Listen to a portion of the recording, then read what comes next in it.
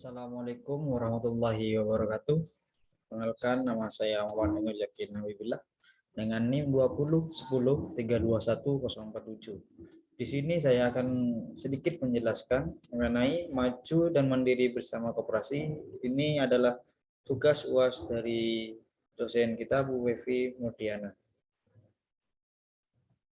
Masuk ke selanjutnya, apa itu maju dan mandiri bersama koperasi? Nah, yang dimaksud maju dan mandiri dalam koperasi adalah salah satu pilar ekonomi. Ekonomi ada UMR. Perseroan terbatas dan salah satunya ada koperasi. Koperasi ini sudah didirikan atau melalui Kongres pertama tahun 1947, di mana Bung Hatta sebagai inisiator. Terkait dengan itu, perkembangan koperasi berjalan terus dengan tingkat pendidikan dari masyarakat setempat, dan yang perlu diingat bahwa di dalam koperasi ini adalah bagaimana prinsip gotong royong, prinsip koperasi salah satunya keanggotaannya yang terbuka. Nah, bagaimana peran terhadap masyarakat dan bagaimana peningkatan dan pendidikan anggota, maka dari itu perlahan kita bisa maju seperti itu. Lanjut ke selanjutnya, koperasi menjadi satu hal yang penting dan keinginan masyarakat untuk membangun koperasi dan kesadaran bahwa dengan berubahnya di koperasi ini memiliki keuntungan atau manfaat. Apakah itu benar? Dengan bergabung dalam koperasi yang menjadi kendala di masyarakat dikurangi bahwa sudah diantisipasi pada koperasi. Dalam koperasi bahwa masyarakat dalam menjalankan aktivitasnya dan di dalam koperasi tersebut ada pengelolanya. Awal mulanya membuat koperasi yaitu karena awal mula dinamakan koperasi BUMR. Nah, maksud dari BUMR itu adalah Badan Usaha Milik Rakyat. Potensi yang ada di Indonesia ini sangat luar biasa. Yang menarik adalah kondisi di masyarakat ini. Katakanlah satu contoh yaitu kenapa bergerak di bidang tempe, kenapa tidak di UKM lainnya. Karena melihat sampai mulai pesisir pantai, bahkan di gunung-gunung, kami lihat semua orang makan tempe. Bahwa isinya tempe itu kedelai dan seolah-olah tempe itu identik dengan kedelai. Padahal yang namanya kedelai sampai hari ini impornya luar biasa. Jadi impor kedelai itu pada tahun 2020 mencapai 2,5 juta ton. Pada tahun 2019 yaitu 2,7 juta ton per tahun. Jika dikalkulasi yaitu sekitar 17 sampai 18 triliun. Nah, karena itu saja tempe berasal dari Indonesia atau Nusantara sejak 40 tahun yang lalu. Nah, jadi tempe ini sudah menjadi turun-temurun. Kedelai lokal berasal dari Cina. Kata kedelai itu sendiri yaitu kacang hitam. Masuk di slide selanjutnya. Nah, koperasi di Indonesia ini ada di tahap mana? Masih berjalan atau sudah berkembang? Dan seperti itu. Nah, koperasi di Indonesia sekarang ini jumlah koperasi yang aktif yaitu 1.207.000 unit di seluruh Indonesia. Yang sebelumnya ini jumlahnya pernah sekitar 212.000 unit.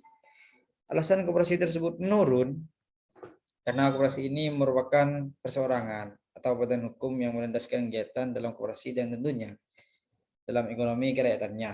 Nah, pada tahun 2015 sampai 2019, reformasi koperasi tidak berdasarkan kuantitas, tetapi mengaruh ke kualitas. Nah, untuk aktifnya koperasi itu kapan dia bisa melaksanakan rapat anggota. Nah, koperasi skala mikro awal mulanya ada di 127.000 unit. Sekarang sudah ada sekitar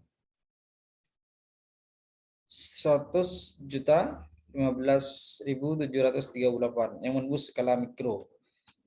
Yang skala kecil ini adalah sekitar 9.566 unit. Untuk skala besar 1.300 unit. Kemudian ini di tingkat kabupaten kota sekitar 1.016.472 unit. Di tingkat provinsi artinya koperasi tidak memiliki keanggotaan ada di 3 kabupaten kota. Di tingkat nasional kurang lebihnya 3.000 unit seperti itu. Lanjut. Nah, alasan apa yang akhirnya memilih koperasi daripada PT? Nah, sebelum berdirinya koperasi BUMR, para masyarakat ini ada satu kelompok dari orang-orang thinker yang konsen dari awal terhadap kondisi masyarakat, khususnya petani, pengrajin, UKM yang menengah ke bawah. Nah, bahwasanya 89,7% dari pengusaha di Indonesia ini terdiri dari mikro. Jadi angka tersebut dari Kemenhub meningkatkan kesejahteraan masyarakat. Maka kita harus meningkatkan UKM ini termasuk petani. Nah, jadi dari awal kita konsen adalah mensejahterakan petani dan meningkatkan ekonomi bagian bawah. Jadi sebenarnya koperasi ini mempunyai potensi jauh lebih besar dari sekedar PT, seperti itu. Selanjutnya masuk di jumlah anggota. Nah, jadi pada tahun 2020 sudah dibersihkan pemerintah, yakni programnya Insinyur Joko Widodo, yaitu Omnibus Law. Beberapa undang-undang dijadikan satu. Ada kurang dari 83 undang-undang dikondo bersama. Jikalau dikondo satu-satu itu butuh waktu bisa sampai 50 tahun. Beberapa pasal harusnya dicermati dalam undang-undang mulai halaman 527 itu berbicara tentang koperasi dan UMKM, pasal 25 sampai 115. Di antaranya terkait dengan koperasi, melihat keinginan masyarakat terutama kaum milenial dengan melihat potensi-potensi, maka dalam pembentukan koperasi melalui Undang-Undang Cipta Kerja tersebut dan turunnya surat pemerintah nomor 7 pada tahun 2001 tentang kemudahan perlindungan dan operasional UMKM. Nah, di dalam membentukkan koperasi cukup 9 orang pada awalnya. Jika di Undang-Undang 25 tahun 1992 masih 20 orang. Seperti itu. Masuk di faktor, adapun faktor kesulitan yang dialami saat ini, yang dijalani saat ini dan bagaimana sistem kontrolnya. Nah, kami sendiri mengembangkan, jadi sebelumnya ada koperasi tempe. Nah, seperti itu. Untuk permasalahannya yaitu harga kedelai masih murah. Jadi jika harga kedelai di petani dengan harga kedelai impor itu belum bisa bersaing. Seperti itu.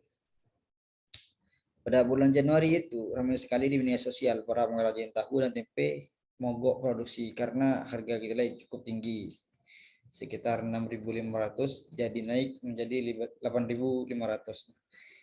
Alasannya kedelai ini naik karena pasar besar dari Cina. Jika kita membeli kedelai 2,7 juta ton, Cina beli 80 juta ton. Jadi ini persaingannya sangat ketat. Nah, kemudian kami membuat tempe yang sudah diasah, kemudian standarnya kami buat. Kami juga ajukan kepada BOM halal, di mana proses tersebut sangat ketat. Nah, kami juga bekerja sama kepada tempe di Indonesia dengan koki produk Indonesia supaya bisa ada kolaborasi ke depannya. Seperti itu. Jadi dibuat dengan higienis dan tidak masalah. Potensi pengolahan pada masalahnya sendiri memang sangat besar. Moto kami yaitu para masyarakat dan kooperasinya ini mari makan apa yang petani kita tanam, seperti itu. Jadi kita yang menanam, kita juga yang memanen, seperti itu. Adapun tantangan seperti apa yang dihadapi ketika Kemenkop melakukan digitalisasi untuk UMKM, dan dari itu yang berfokus pada sisi mana untuk mengembangkan UMKM di Indonesia pada ujulan produk bisnis atau ada yang lainnya. Nah, berbicara digitalisasi tidak terlepas dari tingkat pendidikan, maka dari itu tantangan yang dihadapi oleh Kementerian Koperasi dalam rangka digitalisasi adalah SDM-nya. Kita tahu masyarakat punya handphone, tetapi tidak fasih atau tidak dipergunakan untuk semestinya supaya bisa mengakses pasar. Jadi kurang update lah seperti itu rakyat kami ini.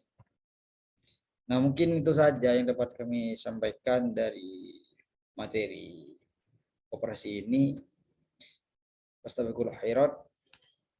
Ihdinas siratal mustaqim. Wassalamualaikum warahmatullahi wabarakatuh.